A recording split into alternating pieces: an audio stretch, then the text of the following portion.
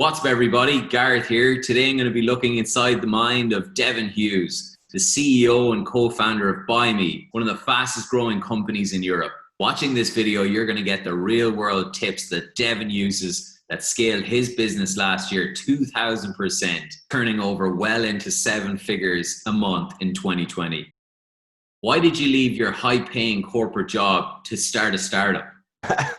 Actually, it's a little bit more unique than that. I actually went and got a high-paid corporate job just so I could start this business. 2014, I decided I wanted to build BuyMe, and I knew it was going to be a technology company. So I actually went and decided to go and work for the biggest technology platform company I could find at the time, operating in Ireland, which was Salesforce.com. And I gave myself a mission. I wanted to go there. I wanted to do a master's in platform. So I just wanted to spend 12 months exactly learning everything I could about platform design and architecture, raise the capital I need, build a prototype for BuyMe, validate the idea, and then quit my job, being the ultimate milestone. I joined Salesforce in February 2015. And I quit and became BuyMe's very first personal shopper in February 2016.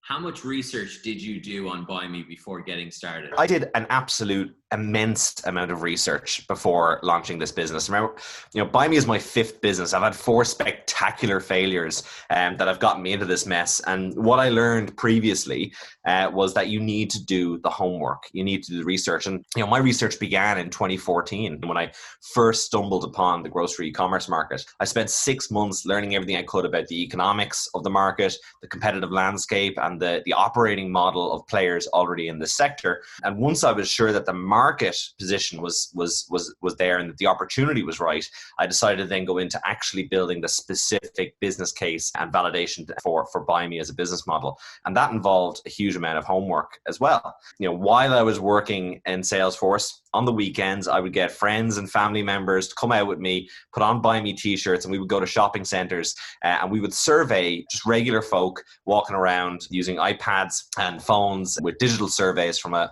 company called SurveyMonkey, which is totally free, by the way. And we collected as much validation, much research as possible to understand, why were consumers not using e-commerce grocery more often? What were the biggest friction points? What were the price points that they'd be comfortable paying? And we surveyed probably close to 1,000 people over that 12-month period, learning everything we could about what our business needed to be and what our offering would need to be able to compete in this sector. And that's the real just hard graft that you have to do when building a business. Devin, talk about business planning. How important is it?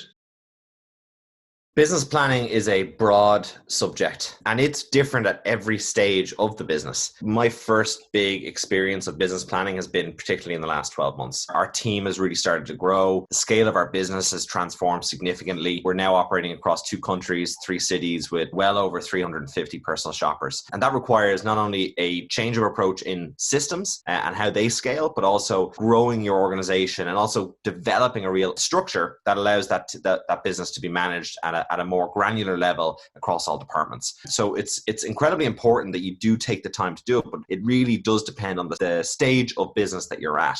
In the early days, I was the very first personal shopper. It was myself and my co-founder. It was really just get out there, get the sales, get the customers, and make sure they come back every single time. We would invest disproportionately in customer experience, unprofitably and uncommercially in customer experience in the early days, because your job is not to be profitable at the very start. Your job is to get the customer to come back again and again and again, so that every single time you have an opportunity to refine the process and get to a scalable business model. Moving forward, as the team started to grow, as the business started to grow, I realized that areas of the business were going to require more attention. And the first thing that I recognized was that we were a consumer business. We were a product business. And so my very first hire when we raised our first seed round was a head of product, Kevin Hughes, of no relation. But he was the first person that I brought into the business to really help me scale out our product development strategy. And he was actually employee number 3 for Airbnb in Europe. So he had been through the journey of building a business from scratch, a multi-sided platform at that. How did you validate your business from the beginning? I went out and asked people. I know every single weekend I would get friends and family. I would go out to shopping centers, to streets, and I would survey people about what their pain points were in this sector and what type of service would they really like to see. Once I had a good idea, and really to do that, you need about 400 to 500 responses to a survey to get a good idea on what a society or a cohort of consumer market might think. Once I had that clarity that there was an opportunity that customers did want a service like this, the next step was to build a prototype. And you should try and build a prototype as easily as possible without investing significant levels of capital. But most important, keep it simple. Do not get distracted. You want to focus on what we call the core transaction. That is the single most important transaction it takes for your business to move forward. Forget the bells and whistles, forget all the fancy features. Just make sure that single transaction works between whatever stakeholders you're building your solution for. Our first prototype was very simple. It was a consumer app that let you select a grocery retailer, view products, and place an order with 1, 2, or 3 hours as the buttons for delivery. I had no shopper app, so when a customer placed an order, that would be sent to me in a spreadsheet. I would have the list of items. I would have to go to a grocery store myself and try and find out which products it was that they wanted. And a lot of the time, actually, I found out that the quickest way for me to solve the problem was just to ring the customer. And so I started ringing the customers from store, and that was an experience that they really loved. They felt it was a really personal touch. It was so different to anything else that they'd seen before. And now we've codified that into our entire experience. So all of our personal shoppers now will ring customers after picking their items to make sure that if there's anything that they've forgotten or if there's anything that they'd like to substitute for something that might be out of stock. Really just doing the job yourself is incredibly important. Understanding the consumer experience end to end. And like I said, investing disproportionately in that end user experience. You're a super positive guy.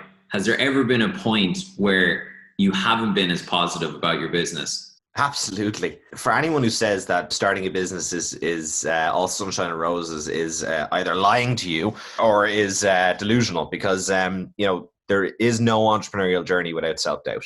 It's something that you not only experience on a day-to-day basis at every single stage of your business, but it's something that you have to experience and develop the ability to recognize it and overcome it. So, I mean, for us, there's many times where I can think where we've been, we felt really down because things haven't been going our way. I think, one of the ones that stands out the most was in the very early days, within the first 6-7 months of launching, I initially had 3 business partners. We had one of the largest grocery retailers attack us with threats of legal action because they didn't fully understand the value that our business had and what our position was within the market.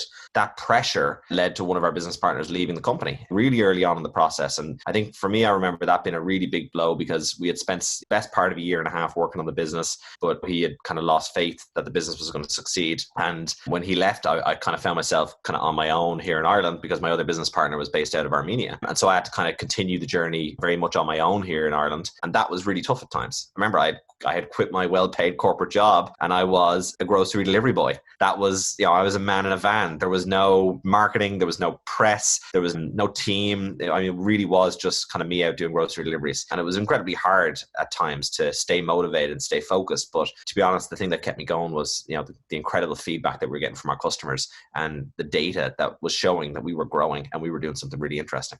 Devin, what do you think is the biggest misconception about entrepreneurship? That's a really good question, Gareth. The biggest misconception about entrepreneurship is that you're born one. You're born an entrepreneur. I actually fundamentally disagree with this concept and with this idea that, I've often gotten messages from people saying I can't be an entrepreneur. I just don't have the personality for it, or I wasn't, I don't have that skill or that I don't have that natural talent.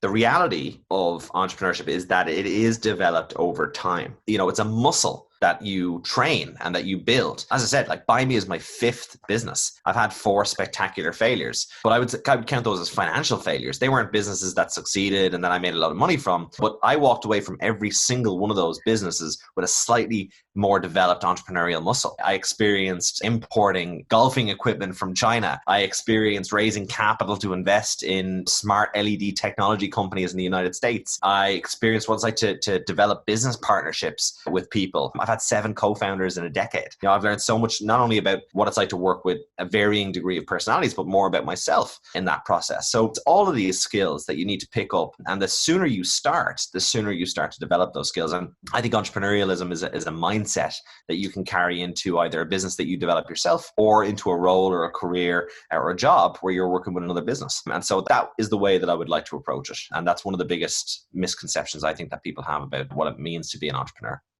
How do you actually train your mind to become more entrepreneurial, to open up to new ideas? Best way to train your mind is to open it up to content. And not just things that you're interested in, but really fleshing out ideas or areas that maybe aren't natural to your interest level. The art of the possible is the best way I could put it. I think the biggest barrier to people developing entrepreneurial thinking or mindset is approaching challenges with a problem-based mindset. Whenever I'm dealing with any sort of issue or challenge or problem, just straight out assume that there is absolutely a solution to the problem. I start there. And then I start to try and re-engineer the challenge or the issue that I'm facing. I take everything and I assume that there's a solution for it and that we're going to be able to find it. Whereas I think a lot of people, and I've seen it, not only in meetings but in working relationships, where people face challenges. People come into problems, and I've actually seen this in my working day, whether I'm working with other organizations or even just members of different teams. People approach innovation with a problem orientation mindset.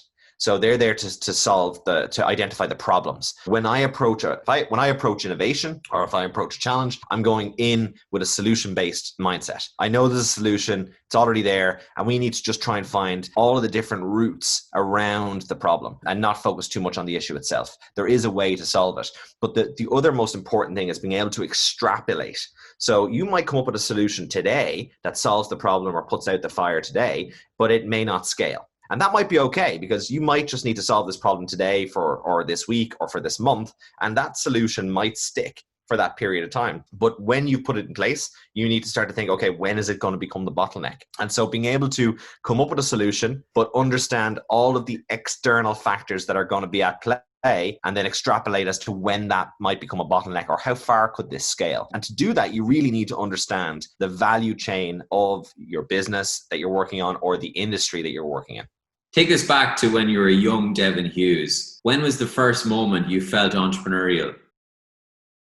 A really tough question, because I can go back to when I was 7 or 8 years old, where my parents would encourage me to go around my neighborhood with a lawnmower and offer to cut people's front and back lawns for money or wash their car. I remember setting up little stalls outside my house to sell my secondhand toys. So I would say that's my earliest memory of doing something entrepreneurial and earning money for myself. And that feeling and that excitement of earning money, I think at a very young age is really important, because it really instills this idea that you can go out and make something happen by yourself. I think that's really important, because you carry that independence into your later life. I didn't really think about being an entrepreneur probably until I was about 17. That's when I started to really think about the idea of building a business. And I remember my very first business idea was called Cafe Go-Go. And it was for a fleet of coffee vans that I wanted to set up all around the city. And I remember then coming across a guy called Coffee Angel, which had just launched that year when I was doing my early research into the market. And I realized that this market was already starting to become very competitive, and I started looking elsewhere. But I was never, this is another misconception about entrepreneurialism. I was never really an ideas person. I don't really come up with the idea. I'm really more about the execution. And so, I for a long time really didn't know what I would do, whether I'd start a business, but I knew I wanted to do something. So I went off and I studied finance in university, because I figured I'd be able to take that skill with me into no matter what I did, whether I wanted to go and work for someone else or whether I wanted to build a business. That would give me a really strong foundation to build on. And it was probably in 2009, 2010 where, my passion for entrepreneurial endeavors started to really kick up. And you had a lot to do with that. You and me met in university. I think we were about 18, 19 at that stage. And we started to build a little business out of your apartment called E7 to 11, little pre-drinking club for our friends, and setting up little barbecues and buskers in the living room, and people coming to have a good time. And then we'd bring them to nightclubs. I mean, that was again my first probably experience of doing something in partnership with somebody else and getting that buzz. And I think when I look back on it, I think the fact that you and I spent so much time talking through entrepreneurial ideas, working on ideas, I think we started to foster that tendency, that characteristic, that skill and that mindset, and we used to bounce it back with each other. And I think that played a big role into why we've gone down such similar routes later in life. Give us some tips into how you can improve your network. You have to be willing to communicate and meet people, and here's the killer. Another misconception around entrepreneurialism that we can tie it all back to this one overarching thought is that being afraid to go out and talk about what you're doing. The one thing that entrepreneurs love to do is talk about ideas and talk about businesses. It doesn't have to be their own. I get so excited talking to people about ideas that they have for businesses, and it's just because I have a natural interest in that area. So best thing you can do is go out and talk to people about ideas that you have. But a lot of people think that the idea is the be all and end all, that the idea is the passport to worldly wealth, when in actual fact, what they need to be doing is they need to be talking about that idea and getting feedback, sharing that idea, sharing what they're thinking is. The vast majority of people will never start a business. And that is fact. And the reason being is that most people don't get past the idea stage. Most people can't pick up a phone and talk to a stranger about an idea or a business that they're working on because they're worried about, one, someone might steal my idea. Two, what if I fail? It'll be really embarrassing that I actually talked to people about this and they know that I was trying to do it and it didn't work. These are the things that stop 99% of people from starting companies. So if you really want to push that boundary, start talking about what you're interested in, start talking about the idea, be ready for critical feedback, and don't take it to heart. Everyone's going to have an opinion, but that doesn't mean that everyone's right. Your job as the founder, as the entrepreneur, is to extract facts from opinions and use that to develop the journey you go forward. And in doing that process, you will naturally meet incredible people and you will connect and you will build a network. And it is the most important thing. I cannot tell you, we've raised 10.5 million euros from over 280 investors. And I haven't raised a euro of capital from someone that I sent a cold email to. Every single investor on my cap table has been someone who was introduced to me by an acquaintance or a friend. And I think that's really important to bear in mind is that, a huge amount of this is that your network will be representative of you and the quality of your business and your idea. And if you do great work, you'll attract great people and great things will come from that. Devin, you've raised over 10 million euros. How hard is that to do as a founder and entrepreneur? Raising capital is incredibly difficult, particularly if you've never done it before. And so it really takes a lot of effort in the very early days. Networking is a big part of it, but you have no track record. You have no reputation in the market, and people aren't going to hand over money without some sort of idea as to who you are, how you're going to use it, and what capabilities you have. So you do have to take time to build that recognition. One of the ways I did in the very early days, I brought great people to come and be a part of the journey with us. I spent time cultivating relationships with senior leaders and experienced entrepreneurs and business people and brought them to come and join me on either as investors or on my board or even as executives on my team. And I'm still doing that process. I'm still trying to attract great people to come on the journey with me. And that is a big part of fundraising. The more great people you have, the better the quality of your business and the work that you're doing, the more experience that you have on your team. These are all unlocks to capital for feeding growth. But it's not about money. Raising capital is not. It's about the execution. Continue to focus on the business, continue to focus on the customer, and continue to focus on scaling your processes. The capital will come in due course. It's a byproduct of doing great work. You talk about bringing great talent to the company. Can you share any tips about how you've done that? I look for missionaries, not mercenaries. That is my motto when it comes to hiring. In the very early days, you are going to have no money, very little evidence that there's a viable business to be had. And so you're going to need people who have a lot of belief and can see your vision for your company and your market.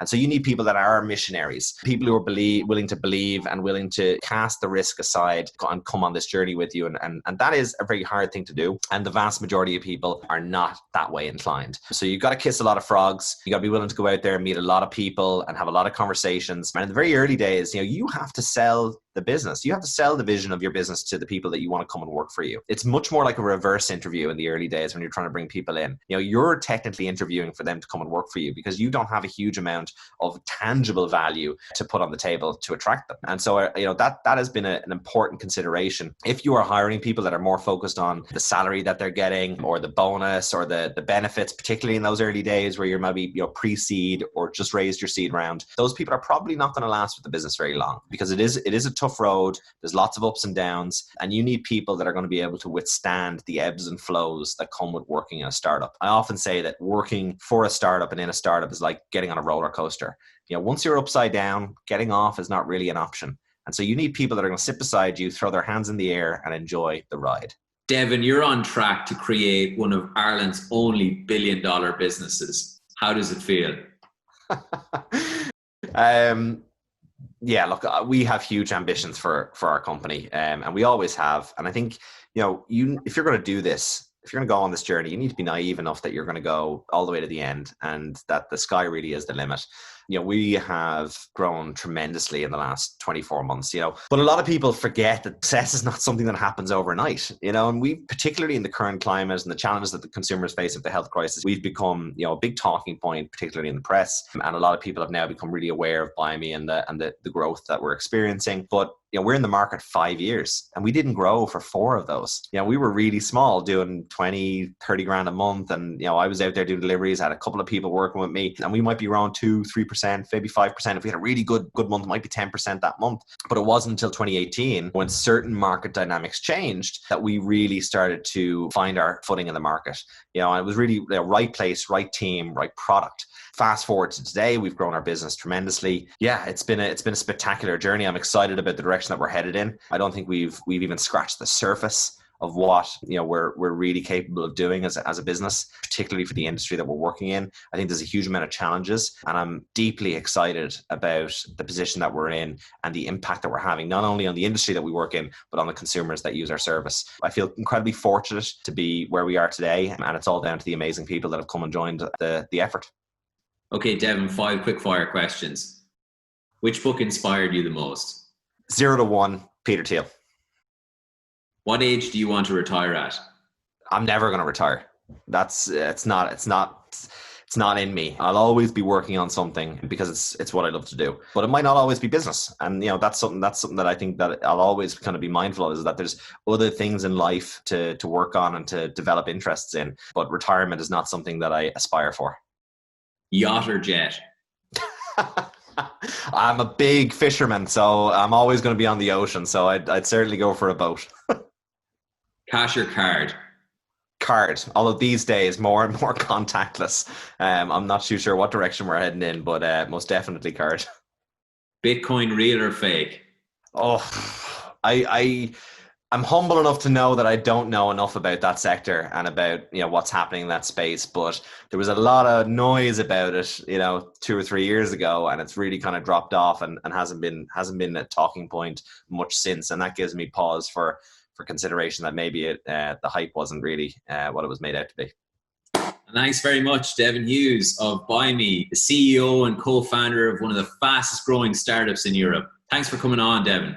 Thanks for having me, Gareth. Thank you so much, Devin, for sharing your time. I hope you guys got value out of Devin's amazing tips from growing his business. If you like this content, please like and comment below and subscribe to this channel for more each week. Every second counts.